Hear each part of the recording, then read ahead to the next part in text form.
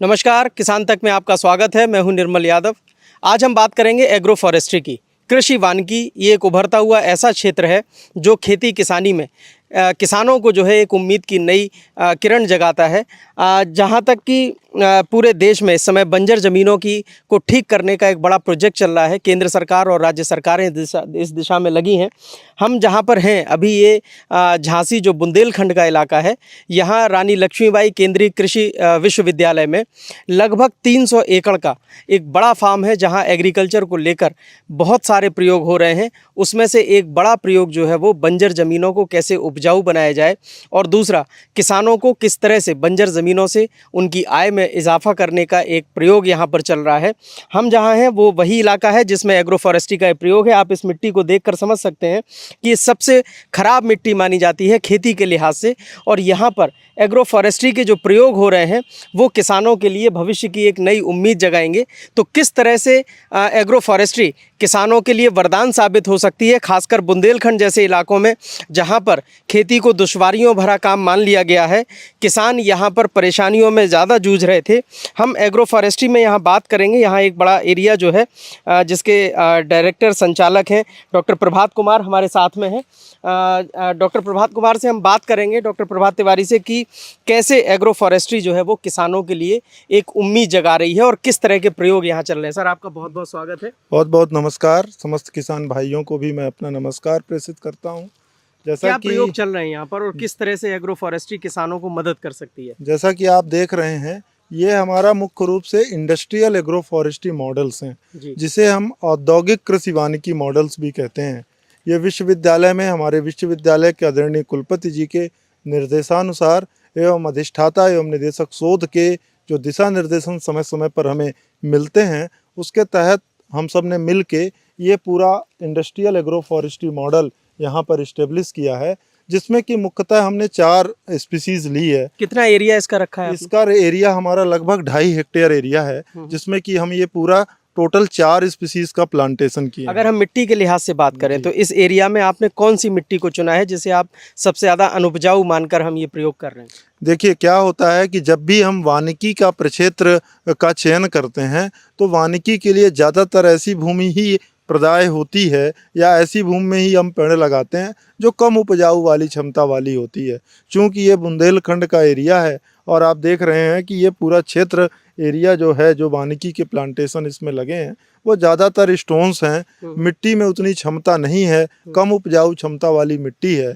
इसमें हमने अपना एग्रो फॉरेस्ट्री मॉडल लगाया और हमारा उद्देश्य ही है कि कैसे एग्रो फॉरेस्ट्री लगाने से मृदा का इम्प्रूवमेंट हो, इस पर भी हम लोग काम करते हैं। जैसे ये आप प्रजाति देख रहे हैं, ये कदम्ब का पेड़ है।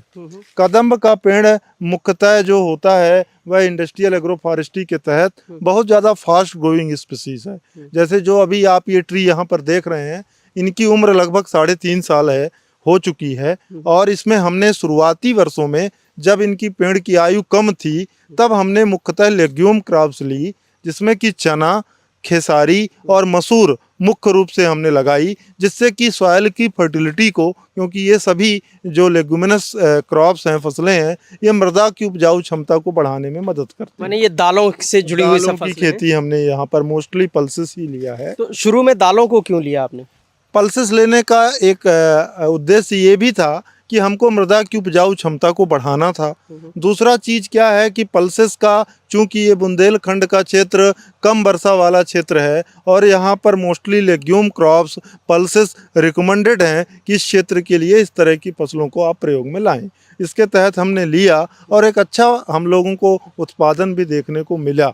लेकिन इसके पश्चात जब पेड़ की छाया बड़ी हो गई, और मुख्य रूप से मैं आपको बताना चाहूँगा कि यहाँ पर जितना भी प्रयोग हुआ है, इसमें हम जो कृषि वानिकी में सबसे इम्पोर्टेंट होता है वह पेड़ से पेड़ की बीच की दूरी। तो पेड़ से पेड़ की बीच की दूरी जितनी ज़्यादा होगी उतना ज़्यादा सूर्य का प्रकाश आएगा। जैसे कि आप देख रहे हैं, शुरुआत में हमने 5 मीटर की दूरी रखी है, इसमें कि कैनोपी क्लोजर इतना ज़्यादा नहीं है, तो सूर्य का प्रकाश पेनिट्रेट होता है। लेकिन जैसे हम आगे की ओर जाएंगे तो 4 मीटर की स्पेसिंग है और 3 मीटर की स्पेसिंग है, जिसमें कि कैनोपी क्लोजर ज़्यादा होता है और सूर्य का प्रकाश कम आता है। जब सूर्य का प्रकाश कम आएगा, कैनोपी क्लोजर ज़्यादा होगा, तो निश्चित रूप से ज़्यादा छाया बनेगी। साथ ही साथ हम फसलों को मोनोक्रॉपिंग में यानी खुले में भी उसका उत्पादन करने की कोशिश करते हैं और देखते हैं कि इन तीनों में क्या फ़र्क आया। तो जब हमने देखा कि कैनोपी क्लोजर ज़्यादा हो चुका है और यहाँ पर फसलों के उत्पादन में गिरावट आनी शुरू हो गई है, तब हम अपने फसल का चयन बदल दिए। जी। चयन ऐसा बदले कि जो फसलें छाया में अच्छी उत्पादन दे सकती हैं, ऐसी फसलों का हमने चयन किया। तो जैसा कि आप ये देख रहे हैं, कदम में हमने अंतः फसल के रूप में मुख्यतः अदरक लिया है। यहाँ हमारा गम्हार का एक और बहुत महत्वपूर्ण प्लांटेशन है, उसमें हमने अरबी लिया है। और हमारा जो मिलिया डूबिया एक बहुत महत्वपूर्ण जो कृषि वानिकी का वृक्ष है, उसके साथ हमने अंतः फसल के रूप में मुख्य रूप से अदरक को लिया है।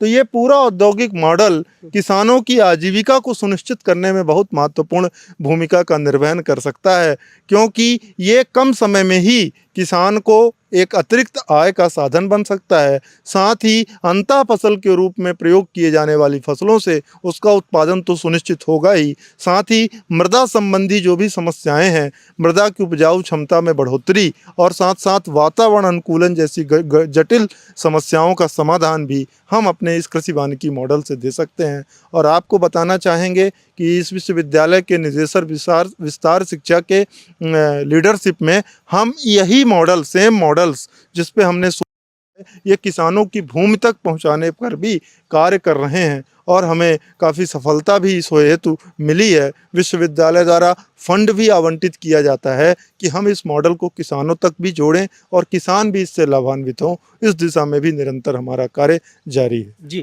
तो जिस तरह से आपने कहा कि इसमें जो पेड़ से पेड़ की दूरी 3 तरह से आपने यहाँ ये प्रयोग किया है, कम होती जा रही है दूरी, कैसे परिणाम इसके मिल रहे हैं? जहाँ धूप ज़्यादा है वहाँ पर किस तरह का परिणाम है, जहाँ धूप कम हो रही है किस तरह का प्रोडक्शन मिल रहा है? देखिए, पेड़ों का एक क्रम होता है कि जैसे पेड़ अगर ज़्यादा दूरी पर लगे हों तो पेड़ों में आपने परिवर्तन देखेंगे कि उसका जो तना होता है वो काफ़ी ज़्यादा बड़ा होता चला जाता है, यानी पेड़ डायमीटर में बहुत ग्रोथ करता है। जैसे अभी आप देख रहे होंगे, ये 5 मीटर का पेड़ है, इसका तना डायमीटर ग्रोथ बहुत अच्छी है। लेकिन जब 3 मीटर वाले पौधों में जाएंगे तो देखेंगे कि इसकी डायमीटर ग्रोथ कम हो जाती है। तो एक तो सबसे बड़ा फर्क यही हमको देखने को मिलता है कि हाइट ग्रोथ अच्छी होती है जब हम स्पेसिंग को और ज़्यादा कम कर दिए, लेकिन जब वाइडर स्पेसिंग रखते हैं तो डायमीटर ग्रोथ ज़्यादा होती है। तो एक तो पौधे के तने का हमने परिवर्तन देखा है, जो कि अभी आपके शोध में परिलक्षित भी हो रहा है। दूसरा, उत्पादन में हम देखते हैं कि जो क्लोज स्पेसिंग होती है वहाँ उत्पादन अपेक्षाकृत कम होता है। उत्पादन अपेक्षाकृत कम होने का कारण ही यही है कि चूंकि सूर्य का प्रकाश नियमित रूप से नहीं मिल पाता, जिससे कि फसलों जिनको कि प्रकाश संश्लेषण की क्रिया के लिए सूर्य के प्रकाश की आवश्यकता होती है, वह पर्याप्त मात्रा में नहीं मिलने के कारण फसल के उत्पादन में कमी होती चली जाती है। तो ये मुख्य रूप से परिवर्तन उभर कर सामने आए हैं। इसलिए जब भी हम कृषि वानिकी रिकमेंड करते हैं किसानों को, तो ये कहते हैं कि आप पेड़ों से पेड़ों के बीच की दूरी पर्याप्त मात्रा में रखिए। उसकी दूरी पर्याप्त रहेगी, 5 मीटर या 6 मीटर भी रख सकते हैं, तो उसकी जो समस्या है कि फसल उत्पादन में कमी है, वो नहीं आएगी। साथ ही साथ हम रेगुलर कटाई छटाई भी सुनिश्चित करते हैं। पौधों की कटाई छटाई सुनिश्चित करने से एक तो पेड़ों का क्लीन बोल होता है और उसकी जो इकोनॉमिक इम्पोर्टेंस है वो पेड़ों का बढ़ जाता है। साथ ही साथ क्या होगा कि जो उससे प्रूनिंग मटेरियल मिला वो भी हमारा फ्यूल वुड के पर्पस के लिए काम आ जाएगा और फसलों की पैदावार में सकारात्मक प्रभाव डाले। जी, पेड़ों की इकोनॉमिक वैल्यू पर हम इसके बाद में बात करेंगे, लेकिन इधर साथ में ये अरबी का खेत दिख रहा है। पेड़ लेकिन चेंज हो गया है। ये कौन सा पेड़ है और क्या कदम के नीचे आपने अदरक लगाया हुआ है? ये इस पेड़ के नीचे सारा अरबी का दिख रहा है। तो ये इसको हम कहें कि एक तरह से ये समूह बना के किया जाता है या इसका कॉम्बिनेशन है, क्या है इसकी वजह? देखिए, जैसा मैंने आपको शुरू में पहले भी बताया था कि जब हमने ये मॉडल स्थापित किया कि शुरुआत में हमने तीनों चारों प्लांटेशन में अपने मोस्टली लेग्यूम क्रॉप्स लिए थे, लेकिन जब हमने ये देखा कि अब छाया ज़्यादा हो गई है, तो हमने शेड लविंग क्रॉप्स यानी छाया में जो अच्छी होती हैं वो क्रॉप्स ली। तो हमने केवल अदरक नहीं लिया है, हमने अदरक भी लिया, अरबी भी लिया, इसके साथ साथ साथ हमने हल्दी भी लेके रखा हुआ है। तो ये हम सारी फसलों पे हमारा शोध जारी रहता है कि कौन सी फसल किस प्लांट के कनोपी के नीचे अच्छी पैदावार देती है। और आपने प्रश्न किया ये पौधा कौन सा है। जी। इस पौधे को जो बुंदेलखंड में यहाँ लोकल नेम में इसको मेलाइना आर्बोरिया वैसे इसका वैज्ञानिक नाम है, लेकिन इसको सफ़ेद सागौन के नाम से ज़्यादा प्रचलित है।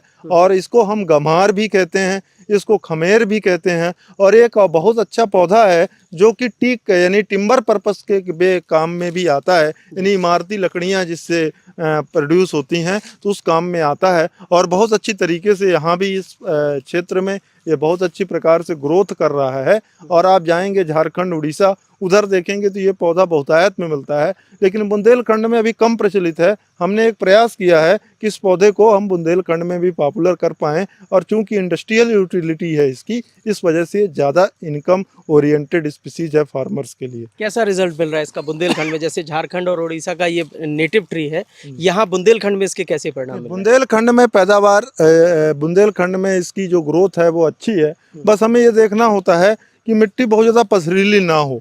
अदरवाइज क्या होता है कि जहाँ पर उसको पर्याप्त डेप्थ नहीं मिली मृदा की, तो पौधा स्टेगनेट हो जाता है, यानी डॉर्फ हो रह जाता है। जैसे यहाँ पर इस पूरे प्लांटेशन में आपने देखा होगा कि जर्मिनेशन तो हुआ, लेकिन जहाँ जहाँ पर चूंकि क्या है कि ये जो जमीन थी इसमें पिटेड स्टोन्स हैं, तो जहाँ पर मिट्टी की डेप्थ नहीं आई वहाँ पर पौधा छोटा रह गया। तो थोड़ा ये समस्या रहती है। साथ ही इसमें एक बोरर की समस्या रहती है, बोरर की प्रॉब्लम रहती है, एक डिसीज़ है वो लगता है।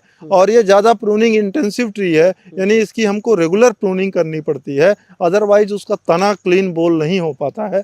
तो उसका निरंतर अगर मैनेजमेंट किया जाए तो ये बुंदेलखंड के लिए बहुत ज़्यादा उपयोगी साबित हो सकता है। मार्केटिंग की अगर हम बात करें तो किसान अगर इसको लगा रहा है तो कहाँ उसको बाजार मिलेगा, कैसे वो बेचेगा इसको? ये एक बहुत महत्वपूर्ण प्रश्न है, और बाजार की अनुपलब्धता भी एक कारण है जिसके कारण जो किसान है वह कृषि वानिकी जैसी तकनीकों को नहीं अपना पाता। सच्चाई है अपने बुंदेलखंड क्षेत्र में उतने मात्रा में उद्योग अभी नहीं है वर्तमान में, लेकिन जो देश की नेशनल एग्रो फॉरेस्ट्री पॉलिसी, राष्ट्रीय कृषि वानिकी नीति सन 2014 में आई थी, उसके तहत ये प्रयास किया गया कि किसानों को मार्केट उपलब्ध कराया जाए। इसके लिए सरकार भी तरह तरह के कदम उठा रही है। विश्वविद्यालय भी ऐसा प्रयास कर रहा है कि किसानों को एक टेक्नोलॉजी सेंटर के माध्यम से जोड़ा जाए। साथ ही साथ मैं आपको यह अवगत कराऊंगा कि हम एक लिंकेज भी डेवलप कर रहे हैं, जिसमें किसान, इंस्टीट्यूशन, यूनिवर्सिटी, बैंक, फाइनेंस देने वाला और इंडस्ट्री उसका माल खरीदने वाला, ये सब का एक लिंकेज डेवलप हो जाए, उसके लिए भी विश्वविद्यालय लगातार कार्य कर रहा है। और जहाँ तक बात है उसके बेचने की, तो जो हम लोगों को समस्या निकल कर आ रही है कि अगर कोई एक किसान मॉडल लगाएगा तो उसको बेचने में निश्चित रूप में समस्या होगी, लेकिन अगर वो पैचेस में या मिल के या एफपीओ के माध्यम में, क्लस्टर के माध्यम से अगर वो इस तकनीक को करे, तो एक अच्छा खासे किसान, अगर एक गांव से 20-25 किसान भी करते हैं, तो उसकी चूंकि उद्योगों को कच्चा माल लेना है, लेकिन एक किसान के यहाँ पास से लेने नहीं आ सकते। लेकिन जब हम क्लस्टर फार्म में किसी कार्य को करते हैं तो निश्चित रूप से हम लोगों के संपर्क के माध्यम से भी, विश्वविद्यालय से भी जुड़कर वो अपने जो कच्चे माल है उसको बेचकर एक निश्चित अवधि में एक अच्छी इनकम प्राप्त कर सकते हैं। जी, तो डॉक्टर तिवारी ने बहुत विस्तार से एग्रो फॉरेस्ट्री का क्या महत्व बुंदेलखंड जैसे इलाके में हो सकता है उसको बताया। और इसके साथ साथ एक बात जहन में आती है कि आम के आम गुठलियों के दाम, ये हम बचपन से सुनते आए हैं। और एग्रो फॉरेस्ट्री, और जहाँ पर बंजर ज़मीन जिसको पूरी तरह से निराशा की नज़र से देखा जाता है, उसमें एक नई उम्मीद यहाँ पर दिख रही है। ख़ास तौर से बुंदेलखंड जैसे वे इलाके जहाँ किसान ऑलरेडी परेशान था, उसके लिए एक उम्मीद जगी है कि यहाँ इस तरह की ज़मीनों में वो खेती करके न केवल पेड़ों से बल्कि पेड़ों के नीचे सह फसलें लेकर अपनी आय को बढ़ा सकते हैं। एग्रीकल्चर यूनिवर्सिटी से किसान तक के लिए निर्मल यादव। अगर ये वीडियो आपको पसंद आया है तो इसे लाइक ज़रूर करें। अगर चैनल अभी तक सब्सक्राइब नहीं किया है तो कर लें, और नोटिफिकेशन पाने के लिए बेल आइकन भी दबा दें।